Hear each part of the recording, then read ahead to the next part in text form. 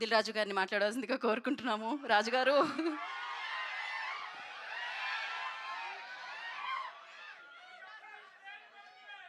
అందరికి నమస్కారం. Hi boys. ఇదేంటి వాసుని స్లోగనా ఇది?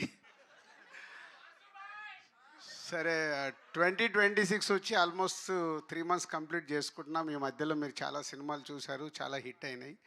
మీకు నచ్చిన సినిమాలు ఏంటో చెప్పండి. జనవరి నుంచి రిలీజ్ అయిన సినిమాలు: యుగంధర్, దురంధర్, నారి నారి నడుమ మురారి, మనశంకర్ వరప్రసాద్,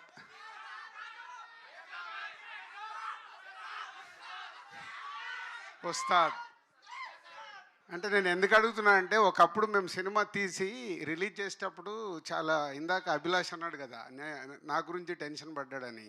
ఇప్పుడు ప్రతి సినిమాకు మీరు మమ్మల్ని అలా టెన్షన్ పెడుతున్నారు. సినిమా రిలీజ్ వరకు కాదు, ఫస్ట్ ఏదైనా ప్రోమో ఇవ్వగానే మీకు నచ్చుద్దా లేదా, నచ్చలేదానికి అక్కడే డిసైడ్ చేస్తున్నారు ఈ సినిమాకు థియేటర్కి వెళ్ళాలా వద్దా అని. అంటే మాకు సినిమా తీసే వాళ్ళకు మీరు ఇప్పుడు చాలా ఛాలెంజెస్ విసురుతున్నారు కోవిడ్ తర్వాత. దానికి మా యంగ్ ప్రొడ్యూసర్స్, అంటే నేను యంగే, అంటే ఇందాక వాసు అన్నాడు కదా, Bunny Vas and UV Vamsi first Arya సినిమాతో సినిమా ఫీల్డ్లోకి వచ్చారు. West Godavari distributor Bunny Vas, Nellore distributor UV Vamsi. అప్పటికి ఇంకా బన్నీ వాసు కాలేదు వాడు. బన్నీ మెల్లిగా మెల్లిగా మెల్లిగా అయిన తర్వాత బన్నీ వాసు అనేది ట్యాగ్ లైన్ కూడా నేనే ఇచ్చా, ఏమని పిలవాలి వాసు అని.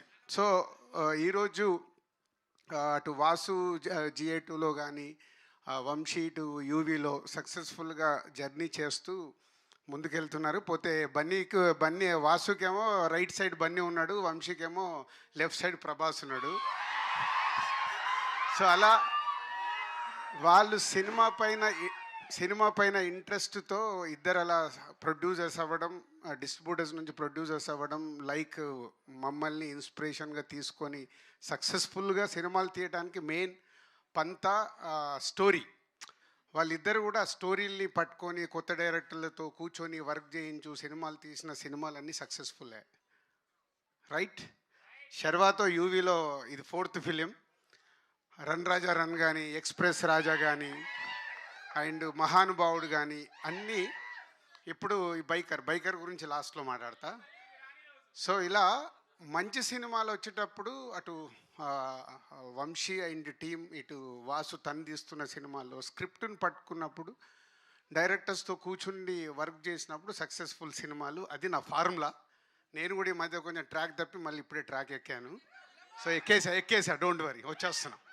సో అలా అంటే కథల్ని నమ్ముకొని రైట్ టీంతో వర్క్ చేసినప్పుడు వాళ్ళ కెరియర్లో ఎప్పుడు మిస్ఫైర్లు కొట్టలే, నేను కూడా ఎప్పుడు మిస్ఫైర్లు కొట్టలే. So that is a inspiration for వాళ్ళకి. అలాగే కొత్తగా వస్తున్న వాళ్ళు కూడా చాలామంది పంతాలో వెళ్ళిన వాళ్ళందరూ సక్సెస్ఫుల్గానే ఉంటారు. సో ఈ పాయింట్ ఎందుకు చెప్తున్నానంటే, మిర్చి సినిమా తీసినప్పుడు వంశీ ఫస్ట్ ఫిలిం నాకు కథ వినిపించాడు. తర్వాత సినిమా రెడీ అయిన తర్వాత యావిడ్ రూమ్లో సినిమా చూపించాడు, ఫస్ట్ క్యాప్ వచ్చిన తర్వాత సినిమా చూపించాడు. అలా ప్రతి ఒక్కటి షేర్ చేసుకునే వాళ్ళం. నేను అలాగే అంతకుముందు నేను ఆర్య ఆట అని తర్వాత అరవింద్ గారికి వీళ్ళందరికీ మేము కథలు వినిపించడము, ఒపీనియన్ తీసుకోవడము, షేరింగ్ ఉండేది. సరే, ఎవరి లైఫ్లో వాళ్ళం బిజీ అయిపోయాక నాకు తెలిసి ఎక్స్ప్రెస్ రాజా లాస్ట్ అనుకుంటా నేను చూసింది. దాని తర్వాత వంశీ నాకు ఏ సినిమా చూపించాలి, after long time biker cinema అన్న నువ్వు చూడు అని చూపించాడు. నేను ఎందుకు చెప్తున్నా అంటే, ఎప్పుడైతే ఇందాక అభిలాష్ చెప్పినప్పుడు నా వంశీ సినిమానో వాసు సినిమానో నేను ఈజీగా గెట్ చేయగలుగుతాను. నేను మీలాగా అక్కడ కుర్చీలో కూర్చొని చూస్తాను, నాకేం ఎమోషన్ ఉండదు. సో నా సినిమా ఎప్పుడన్నా వాళ్ళు చూడాలనుకున్నప్పుడు వంశీ కానీ వాసు కొంచెం మేనేజ్ చేస్తాడు, కానీ వంశీ నాలాగే ముఖం మీద చెప్పేశాడు, అన్న బాగుంది బాగాలేదు అని, మోమాటం ఉండదు. సో ఈ బైకర్ చూసినప్పుడు ఆఫ్టర్ లాంగ్ టైం ఒక యావిడ్ రూమ్లో నేను సినిమా చూసినప్పుడు అభిలాష్, ఫస్ట్ క్రెడిట్ అభిలాష్కే. ఎందుకంటే ఒక డైరెక్టర్గా తను అనుకున్నది అచీవ్ చేయగలిగాడు. దానికి ఆ ఎమోషన్స్ కానీ ఆ బైక్స్ పైన తీసిన, ఇందాక సౌండ్ అన్నాడు కదా, ఇప్పుడు అడిగాను, నువ్వు యావిడ్ రూమ్లో చూపించేసావు, అలా కాదు నేను ఫుల్ స్క్రీన్లో సినిమా చూడాలి, ఆ సౌండ్ ఏంటి, నీ విజువల్స్ అక్కడ చూసిన దానికి థియేటర్కి డబుల్ అవుతుంది. మామూలుగా మన టీవీలో చూసినప్పుడే ఉండే ఎక్స్పీరియన్స్ బిగ్ స్క్రీన్ మీద చూసినప్పుడు సౌండ్ కానీ విజువల్స్ కానీ చాలా మారుతాయి. దానికోసం నేను వెయిటింగ్. సో యావిడ్లో చూసినప్పుడు ఐ లైక్ ద ఫిలిం. నాకు ఇందాక అభిలాష్కి వంశీకి రెండే నాకు అనిపించినవి ఫ్రెష్గా చూశాను. నాకు స్టోరీ ఏం తెలియదు. 2 కరెక్షన్స్ అనిపించినవి చెప్పాను. వాళ్ళు ఇమీడియట్గా చేసుకొని నాకు వంశీ ఫోన్ చేశాడు, అన్న మీకు అనిపించే చేశానని. So this film is going to super hit. అట్లా లేదమ్మా, మీరు అదేం లేదు, మార్నింగ్ షో చూసి మళ్ళీ మీరే అంటారు. ఇప్పుడు నన్ను కూడా తిట్టుకుంటారు రేపు మీకు నచ్చలేదు అనుకో. అది నాకు క్లారిటీ ఉంది.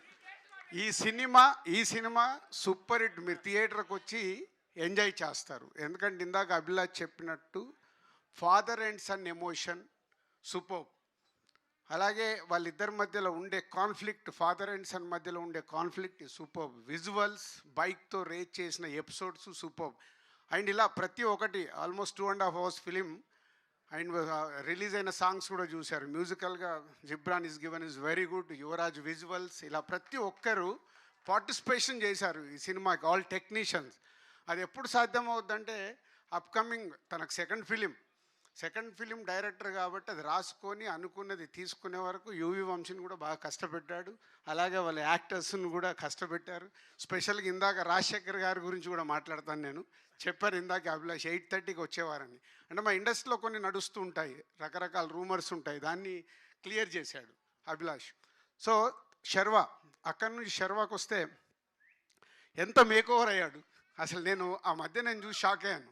ఎందుకంటే మేము శతమానం భవతి కానీ జాను 2 సినిమాలు చేశాము శర్వాతో మా సంస్థలో. సో శర్వా అయిన మేక్ ఓవర్ బికాజ్ ఆఫ్ ఈ క్యారెక్టర్కి కావాల్సిన బైక్ రేస్ కావాల్సిన ఆ వెయిట్ అవన్నీ క్యాలిక్యులేట్ చేసుకొని డైరెక్టర్ అడిగాడని Sharwa is done is a good job. అంటే పర్ఫార్మెన్స్ కానీ everything is a super. Looks, costumes, everything. శర్వాని స్క్రీన్ మీద మీరు ఆల్రెడీ సాంగ్స్లో దీంట్లో చూశారు కదా, అలా అద్భుతంగా శర్వా మేక్ ఓవర్ అయ్యాడు. అండ్ హీరోయిన్ లవ్ స్టోరీ దగ్గర కానీ వైఫ్ అండ్ హస్బెండ్ మధ్యలో ఉండే రిలేషన్స్, ఈ బుడ్డోడు వీడు ఉన్న స్క్రీన్ ప్రజెన్స్ తక్కువ, ఇందాక ఎలా అయితే మాట్లాడాడో స్క్రీన్ మీద కూడా అలాగే ఎమోషన్స్ సూపర్గా పండించారు. ఎమోషన్స్ అది ఓన్లీ బికాజ్ ఆఫ్ డైరెక్టర్ తను రాసుకుంది స్క్రీన్ మీదకి వచ్చేలాగా చేశాడు. దానికి నో డౌట్ ఫస్ట్ డైరెక్టర్ తను అనుకున్నది తెచ్చుకోవటానికి అందరితో యాక్ట్ చేయించుకోవడం అనేది అది only director job. Your done is very good job Abhilash. Vasu నువ్వేదో ఆశపడుతున్నావు, బట్ వెయిట్ చేయి ఒక 2 years అంటే అభిలాష్కి ఏదో చెక్ ఇస్తాను. సో అలాగే అదర్ యాక్టర్స్తో పాటు రాజశేఖర్ గారు, ఇందాక 2.0 అని వాసు ఎవరు అన్నారు. ఎస్, రాజశేఖర్ గారిని ఈ స్టేజ్ పైన ఉన్న దాంట్లో ఫస్ట్ సీనియర్ ఆయన, సెకండ్ సీనియర్ నేనే. సో రాజశేఖర్ గారిని అన్ని రకాలుగా చూసాం. ఈ సినిమాలో ఒక ఫాదర్గా, ఒక శర్వాకు ఒక కోచ్గా తను చేసిన పర్ఫార్మెన్స్లో కానీ ఆ స్ట్రిక్ట్నెస్, కోచ్ అంటే ఎలా ఉండాలో అలా ఉండాలి కదా, దానివల్ల చేసింది వాళ్ళిద్దరి మధ్యలో జరిగిన కాన్ఫ్లిక్ట్ కానీ is a super. And father and son, and ఇప్పుడే రివీల్ చేద్దాము, ఫాదర్ అండ్ సన్ ఎమోషన్స్ అన్నీ అద్భుతంగా చేశారు. థ్యాంక్ యూ రాజశేఖర్ గారు. ఎందుకంటే ఇప్పుడు మీరు ఇలా ఓపెన్ అయినప్పుడు మేము రేపు కథల్లో మీ దగ్గరికి ఈజీగా అప్రోచ్ అవ్వగలుగుతాం. ఓకే, రాజశేఖర్ గారిని క్యారెక్టర్లో అడగొచ్చు అని. సో మీరు ఇలా ఇండస్ట్రీకి మళ్ళీ 2.0గా రావడం చాలా happy sir. Thank you, welcome. And UV Vamsi, మొన్న ఈ మధ్య నేను ఇందాక కథ గురించి మాట్లాడాను కదా, సంతోష్ శోభన్తో, నాకంటే ముందు మీరే చెప్పేస్తారు కదా. సో ఒక మళ్ళీ చిన్న సినిమా తీసి ఎలా అయితే రీచ్ అయ్యాడో, ఈ సినిమాతో మళ్ళీ is giving a very good film for audience, for industry. మా ఇండస్ట్రీకి ఏంటంటే సినిమాలు ఆడుతూ ఉంటే మాకు ఎనర్జీ ఎక్కువ వస్తుంది, మాకు సినిమాలు ఆడుతూ ఉండాలి. So thank you Vamsi. April 3rd నేను